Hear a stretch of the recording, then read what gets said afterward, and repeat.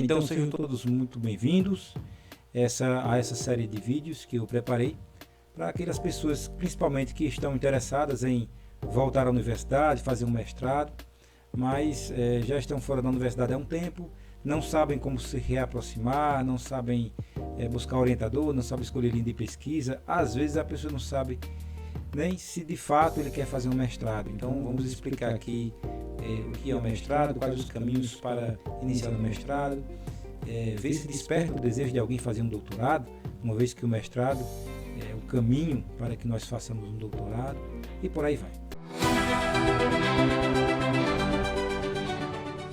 Bem, eu gosto de ver o conhecimento que nós temos, né, o conhecimento científico e a aplicação dele, como sendo uma visão de quem está numa região clara e parte para o desconhecido, que eu diria que é o escuro. Então partimos do claro para o escuro. Então o que seria isso? Vamos lá. A humanidade, desde os seus primórdios, e aí eu posso dar um salto, chegar a partir das civilizações que dominavam a escrita, ela sempre observa o ambiente a partir da nossa realidade, ou seja, do que está claro aos nossos olhos. Por isso que eu digo que é o claro, que é do dia a dia, o que é o corriqueiro, e a gente vai tentando alargar essa percepção e aprofundar o nosso conhecimento acerca do mundo, acerca da natureza, acerca das coisas. E desde os primórdios, quando se começou a dominar a escrita, fazia registros dessas descobertas, dessas deduções, enfim. Aí nós temos passando pela Idade Média, onde a igreja foi o grande repositório do conhecimento do mundo. Então nas bibliotecas dos mosteiros estavam registradas as descobertas, o conhecimento da humanidade. Então até hoje se tem um patrimônio enorme em termos de conhecimento desses povos antigos e presentes nas bibliotecas das igrejas, chegando até os tempos de hoje, né, com a ciência, com o conhecimento científico que utiliza das mais diversas tecnologias, as mais avançadas que nós dispomos, para que nós possamos partir do território claro, né, do conhecimento usual, para o território escuro, que é a área do conhecimento que nós ainda pretendemos alargar. Então, pensando assim do claro para o escuro, eu imagino uma metáfora dos níveis de conhecimento, onde nós temos uma região onde tudo está às claras, onde tudo é dominado, e a gente vai caminhando a partir do momento que nós começamos a fazer ciência, nós vamos caminhando para as zonas do desconhecido, e o resultado das nossas pesquisas, o resultado dessa ciência consolidada, é que nós vamos alargando o limite dessas fronteiras. Então eu teria essa área do conhecimento, essa área mais clara, teria essa fronteira que é um cinza, um degradê aí do branco para o preto, e esse preto, essa região negra, é o desconhecido. Então o que nós desconhecemos é muito maior do que o que nós conhecemos hoje, por mais avançada que pareça a nossa ciência. Então, pensando dessa forma, nós podemos partir a partir do conhecimento em nível de graduação. E aí eu sempre vou dar exemplos da área de tecnologia, porque é a minha área, né? Mas a gente pode expandir para outras áreas da ciência.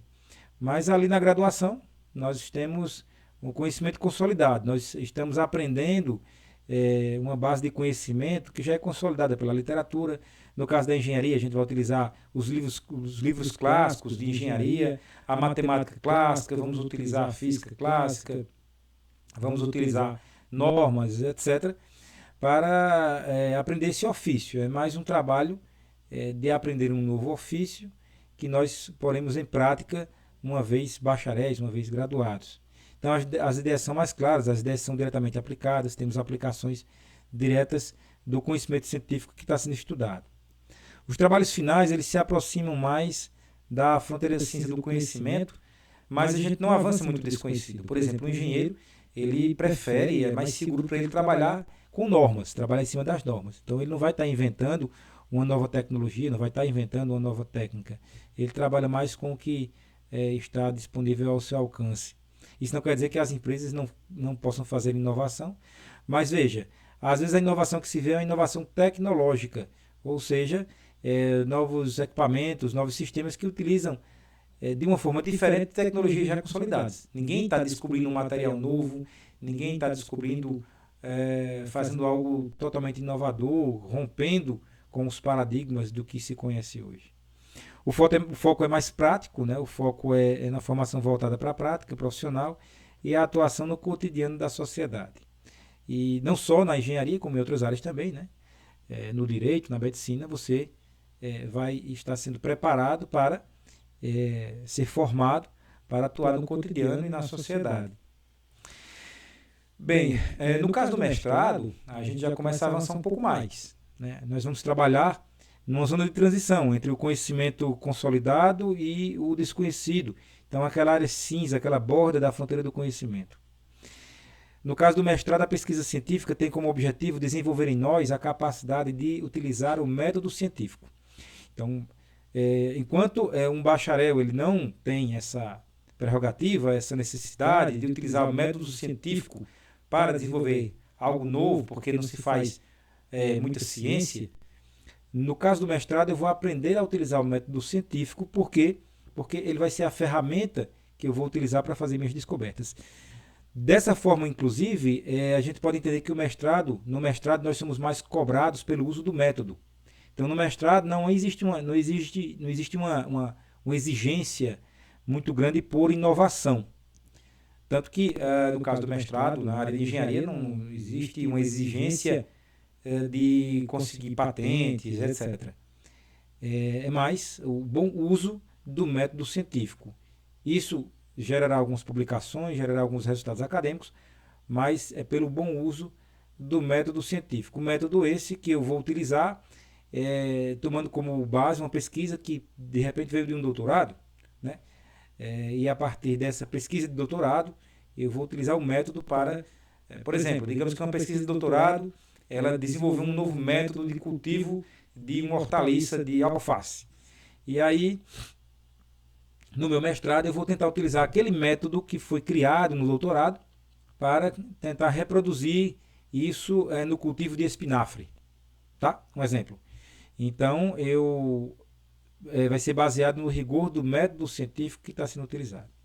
A base literária é a fundamentação em estudos anteriores. Eu vou utilizar literatura clássica e estudos anteriores. Então, eu vou citar muitos autores, tanto de livros como também de pesquisas, de dissertações, de teses, etc. Embora eu prefira citar os artigos, mais na frente a gente vai ver o porquê disso. A formação do mestre, portanto, ela vai nos desenvolver como pesquisadores iniciantes. Nós estaremos iniciando a pesquisa científica e assim seremos como pesquisadores júnior, né? Pesquisadores iniciantes. Bem, como já falei, não existe uma exigência de inovação, né? Descobertas radicais. As habilidades desejadas de um mestre são habilidades de análise, síntese e crítica mais aprofundadas. E a formação acadêmica ela nos preparará tanto para o ensino como também para a produção científica. Então, o mestre ele pode atuar tanto no ensino, por isso que a maioria dos processos seletivos de universidades para a formação de docentes, para docentes, eles pedem no mínimo a graduação, no mínimo o mestrado, com exceção dos institutos federais, que costumam pedir apenas a graduação, porque o pessoal também atua no curso técnico. Mas, de forma geral, o mestre ele é alguém preparado para o ensino ou para a pesquisa científica em fase inicial.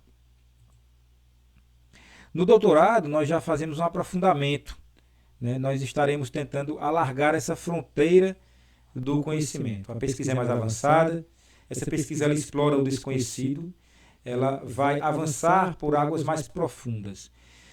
Até por isso, por conta disso, inclusive, é que o doutorado tem mais tempo, é dado mais tempo ao pesquisador em nível de doutorado, né?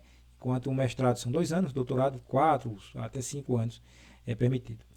O pesquisador o doutorando, ele tem mais autonomia, ele recorre menos ao seu orientador, ele tem mais autonomia para desenvolver sua pesquisa científica, diferente do mestre, que ainda, como ele está aprendendo a fazer pesquisa, ele ainda é mais dependente do seu orientador. A fronteira do conhecimento com o doutorado, portanto, ela é expandida. Dessa forma, existe a exigência de inovação, de algum rompimento com a fronteira do conhecimento, alguma inovação, ou uma patente, um novo método, uma nova descoberta, algo desse tipo. Então, novos caminhos são traçados, então existe, no caso do doutorado, a criação de estudos futuros. Muitos muitas linhas de pesquisa, elas são criadas a partir de pesquisas de doutorado.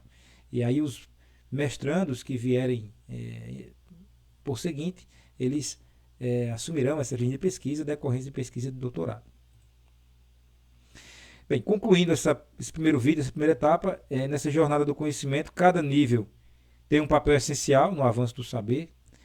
O mestrado nos conecta à investigação, então nós partimos da aplicação prática para a investigação, e o doutorado transforma o desconhecido em conhecido. Então o doutorado ele tem essa função de alargar o conhecimento. E o conhecimento cresce, portanto, do claro para o escuro, alargando essas fronteiras.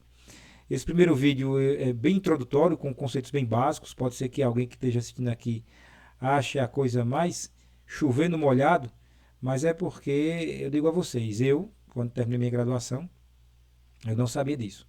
Eu não sabia a diferença de um mestrado para um doutorado, qual o objetivo deles, né, de cada um deles. Então eu acredito que também as pessoas que aqui estão, que encontraram esse vídeo, encontraram esse canal, encontraram de alguma forma, talvez tenham a mesma dúvida. Ok? Vamos ao próximo vídeo. Um abraço a todos.